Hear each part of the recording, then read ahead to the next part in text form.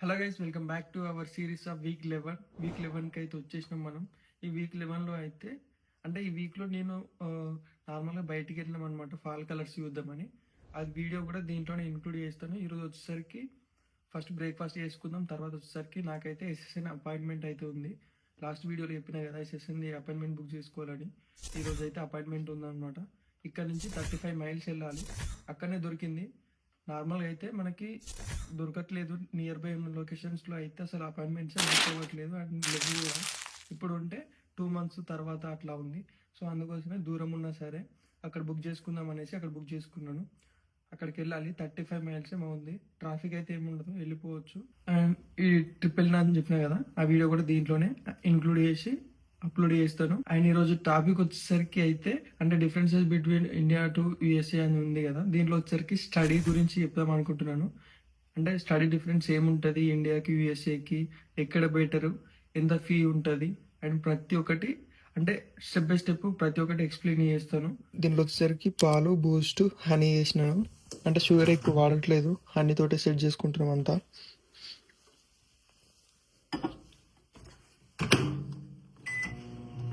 3 minutes. Meanwhile, fall colour చూడడానికి అయితే వెళ్తున్నాము. అట్లనే ఫిషింగ్ చేద్దాం అనుకుంటున్నాం. ఒక థర్మోకోల్ షీట్ తెచ్చుకున్నాము, దాంట్లో ఐస్ క్యూబ్స్ వేసుకొని దాంట్లో కూల్ డ్రింక్స్ అట్లా పెట్టుకొని ఫిషింగ్ చేద్దాం అనుకుంటున్నాం. మేమైతే ముగ్గురం వెళ్తున్నాం, చేతులు రమ్య ముగ్గురం వెళ్తున్నాం. దీంట్లో వచ్చేసరికి ఐస్ క్యూబ్స్ తీసుకోవాలి, కూల్ డ్రింక్స్ తీసుకోవాలి. ఇది వచ్చేసరికి ఫిషింగ్ రాడు. ఇప్పటిదాకా నాకు కొనుక్కొచ్చినాం. $20 పెట్టి తీసుకున్నాడు హీరో. ఎప్పుడో పోవాల్సింది, టైం వచ్చేసరికి 10 అవుతుంది. నేను 6:30కే లేచిన. చూపిస్తా ఇది ఎట్లా వాడాలో అక్కడికి వెళ్ళిన తర్వాత. దీనికి ఫుడ్ వచ్చేసరికి పెట్టి ఇట్లా వేసేయాలి. చూద్దాం దీని సంగతి ఏదో. చలో మనం వెళ్దాం ఇక. ఆ ఫిషింగ్ రాడ్కి ఇవన్నీ పెట్టవచ్చు అనమాట. ఇది వచ్చేసరికి ఫిష్ ఇట్లా ఊగుతున్నట్టు ఆడేయచ్చు. ఇవన్నీ ఒక్కొక్కటి లాగున్నాయి, మొత్తం డిఫరెంట్ టైప్స్ ఆఫ్ ఉన్నాయి. ఇవన్నీ పెట్టేసి దానికి వేసేస్తే ఇది బాల్స్ లాగా ఉన్నాయి. ఏంటంటే మునిగింది అనుకో, ఒకవేళ ఫిష్ పడితే వెయిట్ అయినప్పుడు లోపలికి వెళ్తుంది కదా, ఇట్లా పోతుంది కదా, అప్పుడు బయటికి లాగడానికి. ఇవన్నీ సెటప్ చేసి అక్కడికి వెళ్ళినాక చూపిస్తాము. 1 eternity later.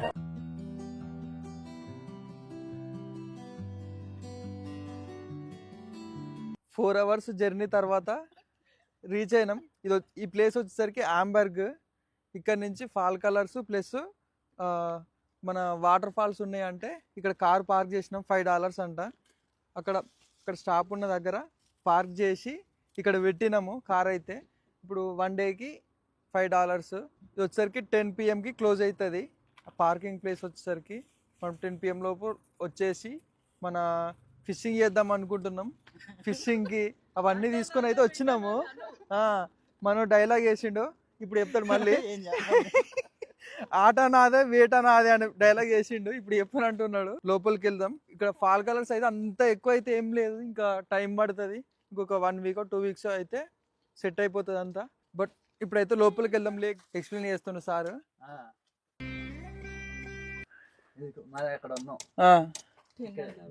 ఫాల్స్ ఏమో ఇక్కడ ఉంది 10. ఓకే. బుల్ ఫాల్స్ ఏమో ఇక్కడ ఉంది. బుల్ ఫాల్స్ ఇప్పుడు ఇక్కడ నుండి ఇలా పైకి వెళ్ళి, ఇక్కడ నుండి ఇలా కిందకి వెళ్ళి, ఇలా తిరిగి మళ్ళీ ఇక్కడికి వచ్చేసి వెళ్ళిపోదాం. ఓకే. కాదు, దీని గురించి చెప్పలేదు. వైట్ వాటర్ రాఫ్టింగ్ ఉంది, ఒంటికాల మీద లేదు, 2 కాలు పెట్టచ్చు, ఒకటి వెనకాల ఒకటి ముందు, అంతే. Many great people to all my salute రా. బర్త్డే బాబు, ఈరోజు బర్త్డే స్పెషల్ అని వచ్చినాం ఇట్లా ట్రిప్ వేసుకొని. పైననేమో చూద్దామంటే ఏం లేదు, కిందనేమో మొత్తం ఫాల్ కలర్స్ అన్ని కిందనే ఉన్నాయి. ఇప్పుడు లేక్ దగ్గర పోయినాక మళ్ళీ చూద్దాం ఎట్లుంది. పైనకి వెళ్ళినాక వ్యూ చూద్దాం. లేక్ అనుకుంటున్నాం, పైకి వెళ్తే తెలుస్తుంది ఏముంది. వాటర్ సౌండ్ అవుతుందని ఇట్లా నడుచుకుంటూ వచ్చినాం కొంచెం దూరము లోపలికి వచ్చినాక వాటర్ వచ్చేసరికి ఇట్లా వస్తున్నాయి.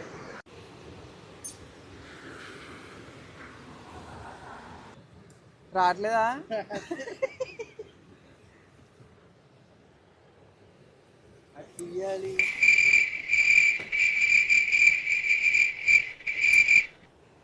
వచ్చింది అక్కడ పెట్టినా.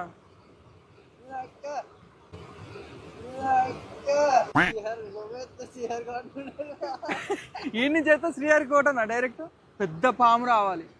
ఏమొచ్చినా పర్లేదు కూరండి వేద్దాం.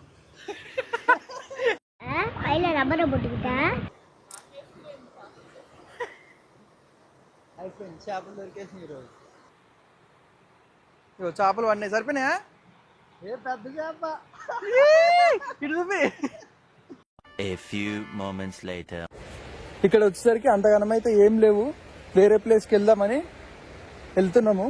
ఇక్కడ నుంచి వేరే ప్లేస్కి వెళ్తే వేరే ఇంకేమైనా చూడవచ్చు కదా అనేసి అటు సైడ్ వెళ్తున్నాము.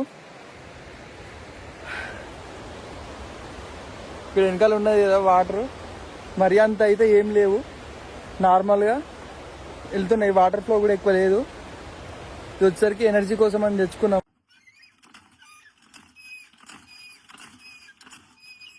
రావట్లేదా? Final boring. మా దగ్గర బోరింగ్ అంటారు, మీ దగ్గర ఏమంటారు? మా దగ్గర ఏమో. ఈ సంచిలో మొత్తం ఫిషెస్ నింపుకున్నాం, అన్ని పడ్డాయి, ఫుల్ అయిపోయినాయి సంచి, ఫుల్ అయిపోయినాయి. ఇవి అప్పుడు ఇంటికి వెళ్ళినాక వేసుకొని తినాలంటే ఎంత టైం పడుతుందో ఏమో. అమ్మ బయటకు వచ్చేస్తా. బాపు బయట పోయినాయి అనుకో మళ్ళీ అమ్మో డబ్బులు. ఇక్కడ నుంచి వేరే ప్లేస్కి వెళ్దాం. ఇక్కడ సరిపోయింది, ఫుల్ ఖుష్, చాలా చాలా ఖుష్. వేరే ప్లేస్కి వెళ్దాం, ఎందుకండి అంత సర్కాజము?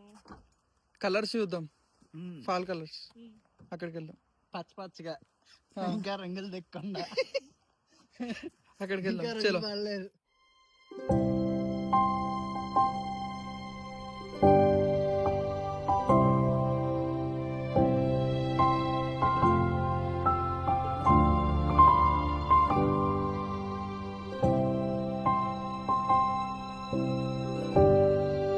Days later. ఇక్కడ యుఎస్ లో వచ్చేసరికి ఇండియాలో వచ్చేసరికి డిఫరెన్సెస్ అయితే తెలుసుకుందాం అనుకున్నాం కదా స్టడీ గురించి.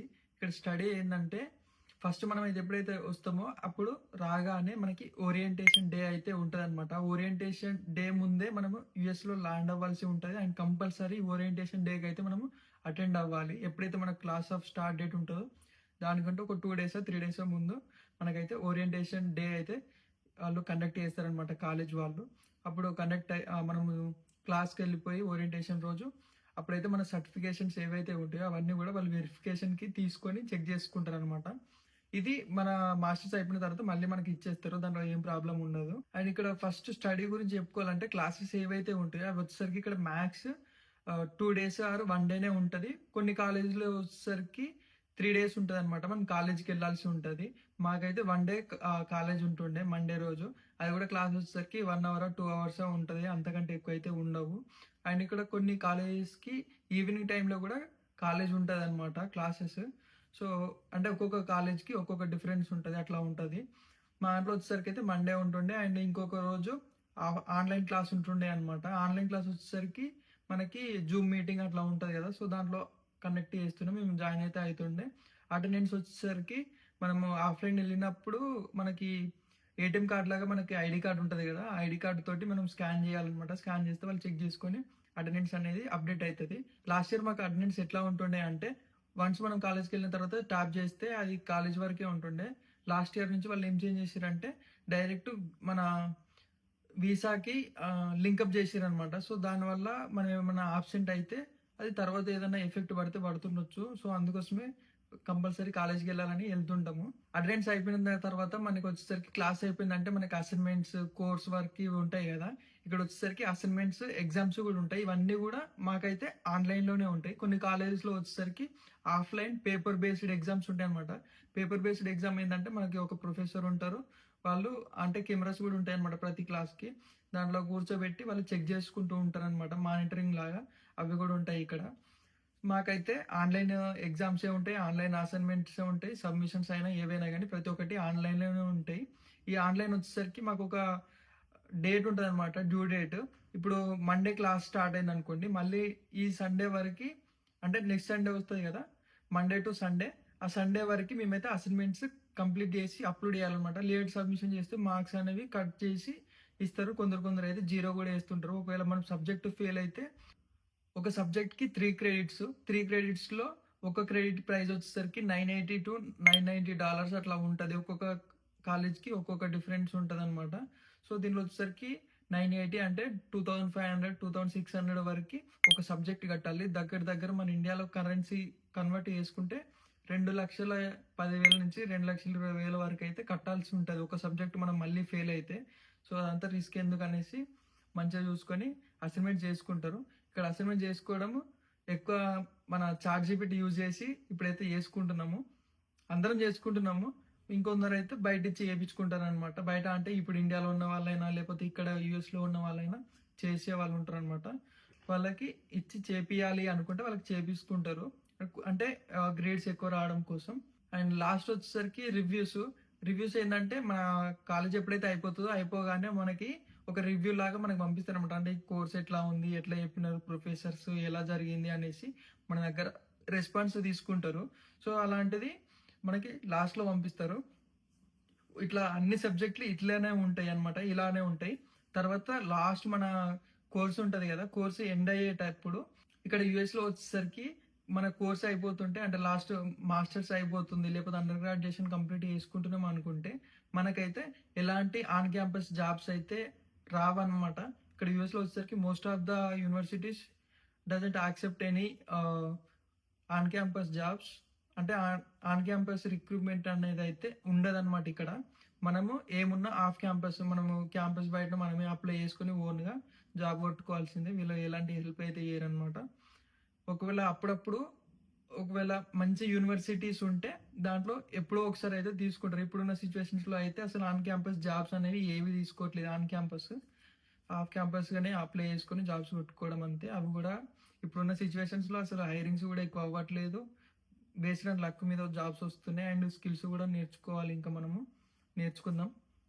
మనం స్టూడెంట్గా ఉన్నప్పుడైతే 18 క్రెడిట్స్ అంటే 6 సబ్జెక్ట్స్ అయ్యేంత వరకు మనం ఎలాంటి సిపిటి అంటే కరికులర్ ప్రాక్టికల్ ట్రైనింగ్ మనం కాలేజ్లో మాత్రం జాబ్ చేయడానికి ఉండదన్నమాట. వన్స్ మనము 6 సబ్జెక్ట్స్ కంప్లీట్ అయిన తర్వాత మనకి సిపిటి అప్లై చేసుకొని, సిపిటి అంటే కాలేజ్లోనే ఆన్ క్యాంపస్ జాబ్ చేయాలి ఏదో ఒకటి పార్ట్ టైం లాగా. ఇది వచ్చేసరికి వీక్లీ 20 అవర్స్ కంటే ఎక్కువ అయితే మనం చెయ్యనియరు కూడా, ఎందుకంటే వాళ్ళు అంతే ఇస్తారు. 20 అవర్స్ మనకి లిమిట్, మినిమం లిమిట్ వచ్చేసరికి.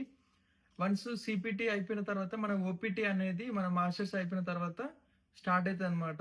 అది వచ్చేసరికి 90 ఇది ఓపీటీ పీరియడ్లో వచ్చేసరికి మనము 40 అవర్స్ వరకు అయితే వర్క్ చేసుకోవచ్చు. ఓపీటీ తర్వాత H1B అట్లా అవి చేసుకోవచ్చు అనమాట. ఇక్కడ వచ్చేసరికి ఇలా ఉంటుంది ఇమిగ్రేషన్ ప్రాసెస్. ఇదంతా స్టడీ అంటే మనం బయట కంట్రీ నుంచి యూఎస్ఏకి వచ్చినాం కాబట్టి ఇట్లా ఉంటుంది. మన ఇండియాలో చూసుకున్నట్టయితే మనకి ఏమున్నా క్లాసెస్ అయితే తర్వాత అసైన్మెంట్లు అంటారు, ఎగ్జామ్స్ అంటారు, ఇవన్నీ జరుగుతుంటాయి. అక్కడ ఫీజు అనేది మనం తర్వాత కడతాము, అది బార్గెనింగ్ చేసుకోవచ్చు. ఇక్కడ అంత ఉండదు. ఎప్పుడైతే ఉంటుందో అప్పుడు ఫీజు కట్టకపోతే మన కోర్స్ అనేది డ్రాప్ చేస్తారు. అవన్నీ మెంటల్ టెన్షన్ ఉంటుంది, ఎప్పటికప్పుడు ఫీజు కట్టేసుకుంటూ ఉండాలి. అండ్ ఇక్కడ రిజల్ట్ వచ్చేసరికి మనము ఎగ్జామ్ రాసినాం అనుకో ఇండియాలో, రిజల్ట్ వచ్చేసరికి గవర్నమెంట్ అనేది ఒక డేట్ వచ్చేసి అన్ని అప్పుడే 10th ఇంటర్ బీటెక్ అవి ఉంటాయి కదా, ఒక డేట్ రోజు రిలీజ్ చేస్తుంటాయి. ఇక్కడ వచ్చేసరికి మనం ఈరోజు ఎగ్జామ్ రాసినాము అంటే, అసైన్మెంట్స్ రాసినాము అంటే మనకి నెక్స్ట్ వీక్ వరకు మనకి రిజల్ట్ అనేది వచ్చేస్తూనే ఉంటుంది. And most of the universities ఏంటంటే కొన్ని టాప్ యూనివర్సిటీస్ వచ్చేసరికి దాంట్లో అంటే ఫీజు ఎంత అయితే ఎక్కువ తీసుకుంటారో అంత ఆఫ్ క్యాంపస్ ఆన్ క్యాంపస్ జాబ్స్కి రిఫరెన్స్ ఇవ్వడం అలాంటివి చేస్తుంటారు. ఇండియాలో అయితే ఇంకా ఎక్కువ చెప్పాలంటే పాలిటిక్స్ ఉంటే మాత్రం చాలా అంటే చాలా వరకు జాబ్స్ అయితే వస్తుంటాయి, మీకు కూడా తెలుసు అది. అండ్ ఇంకోటి ఏంటంటే ఇక్కడ ఆన్ క్యాంపస్ జాబ్స్ అనేది ఇండియాలో ఎక్కువ ఉంటాయి, యూఎస్లో కంపేర్ టు యూఎస్ఏలో అయితే అంత ఏముండవు. ఇక ఎడ్యుకేషన్ గురించి చెప్పాలంటే ఇంతే, ఏముండదు ఎక్కువ చెప్పడానికి కూడా. ఏది ఉన్నా కానీ ఇక్కడ డబ్బులు కట్టాలి, ప్రాసెస్ అనేది ఫాస్ట్గా అవుతుంటుంది. మన ఇండియాలో అయితే పాలిటిక్స్ ఉండాలి, రిఫరెన్స్ ఉండాలి, సెట్ అయిపోతుంది, డబ్బులు ఉండాలి ఇండియాలో అంతే. ఇక్కడ ఏది ఉన్నా కానీ ఒక రూల్స్ వైజ్గా వర్క్ అనేది జరుగుతుంటుంది. చలో మరి నెక్స్ట్ వచ్చేసరికి నాకైతే SSN అపాయింట్మెంట్ ఉంది, అది మీకు కూడా తెలుసు. అది వచ్చేసరికి 2:30కి ఉంది. ఇప్పుడు టైం వచ్చేసరికి 12 అవుతుంది, ఇంకా 2 అవర్స్ ఉంది. నేనైతే 1:30 వరకు అట్లా స్టార్ట్ అయిపోవాలి, ఎందుకంటే ½ an hour journey and 30 minutes before అక్కడ ఉండాలి కాబట్టి అక్కడికి వెళ్దాం ఇప్పుడు. చలో మరి. నా వెనకాల కనిపిస్తుంది కదా ఆఫీస్ వచ్చేసరికి, అదే సోషల్ సెక్యూరిటీది. లిటరల్లీ 40 మినిట్స్ డ్రైవ్ చేసుకుంటూ వచ్చిన రూమ్ దగ్గర నుంచి 35 మైల్స్. ట్రాఫిక్ అయితే ఏం లేకుండా. సో లోపలికి వెళ్ళి వర్క్ అంతా కంప్లీట్ చేసుకొని వచ్చేద్దాం. A few minutes later. 5 minutes కంటే టైం అయితే ఎక్కువ పట్టలేదు. 5 అంటే 5 మినిట్స్ ఎగ్జాక్ట్లీ తీసుకొని ఫస్ట్ అయితే మనం వెళ్ళగానే ఒక చెక్ ఇన్ చేయాలి, ఆన్లైన్ వెబ్ చెక్ ఇన్ లాగా. మనం ఇక్కడికి వచ్చిన తర్వాత వచ్చేసినాం అన్నట్టు చెక్ ఇన్ చేయాలి. తర్వాత వాళ్ళు కాల్ చేసారు, వెళ్ళినాం, డాక్యుమెంట్స్ అడిగిండు, అవన్నీ ఇచ్చేసిన. సో 7 to 10 days లోపు అయితే ఆ కార్డు మనకి మెయిల్లో వస్తా అన్నారు, అంటే పోస్ట్లో వస్తాయని చెప్పిండు. So all set. ఇక్కడికి వచ్చిన సిటీ వచ్చేసరికి కొంచెం డిఫరెంట్గా ఉంది. తిరిగి ఇంటికి వెళ్దాం. ఇక్కడ వచ్చేసరికి పెద్ద లేక్ లాగా ఉంది, ఇట్లా వాటర్ అంతా పోతుండే. ఇక్కడ ఒక బ్రిడ్జ్, అక్కడ ఒకటి చాలా ఉన్నాయి. ఇటు సైడ్ అటు సైడ్ ఉన్నాయి, అంటే వాటర్ ఫ్లో అవుతుంది. ఈవినింగ్ అయితే మంచిగా ఇక్కడ కూర్చోడానికి వాటర్ పోతుండే, అట్లా చూడడానికి బాగుంటుంది కదా. సో ఈవినింగ్లో వస్తే ఎక్కువ ఉంటారు. ఇప్పుడు ఈ టైం కరెక్ట్ కాదు కాబట్టి ఎక్కువ లేదు. ఇప్పటిదాకా మనోడు ఫిషింగ్ చేసిండు, అక్కడ పడినాయో లేదో తెలియదు, వెళ్ళిపోయింది ఇక.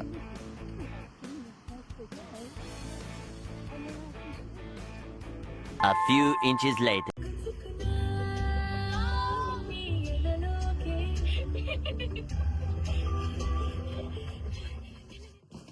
వన్ 140కి బయటికి వెళ్తే 321 అవుతుంది. 2 hours జర్నీ, 5 minutes 10 minutes అక్కడ వర్క్ అయిపోయింది. ఇంటికైతే వచ్చేసినాం.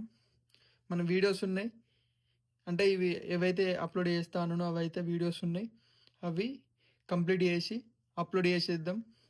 నెక్స్ట్ వీడియోలో మళ్ళీ కలుసుకుందాం, ఇచ్చి పడిద్దాం.